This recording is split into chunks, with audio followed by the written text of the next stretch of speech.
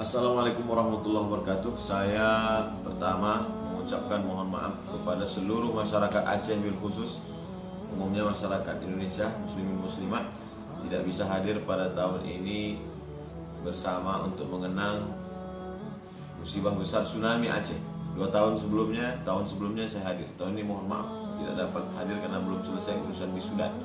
Yang kedua, jangan lupa hadiri Tablik Akbar 26 Desember 2019. Doa bersama Tablik Akbar bersama Ustaz Al-Mukarram Ustaz Syauqi Zainuddin MZ. Yang rindu Ustaz Zainuddin MZ hadir, dengarkan nasihat beliau. Dan terakhir yang ketiga, jangan lupa ambil pelajaran berharga dari tsunami. Renungkan, pikirkan, doa, perbaiki akhlakul karimah, amar ma'ruf nahi munkar, tetap istiqomah dan husnul khatimah. Terima kasih. Assalamualaikum warahmatullahi wabarakatuh.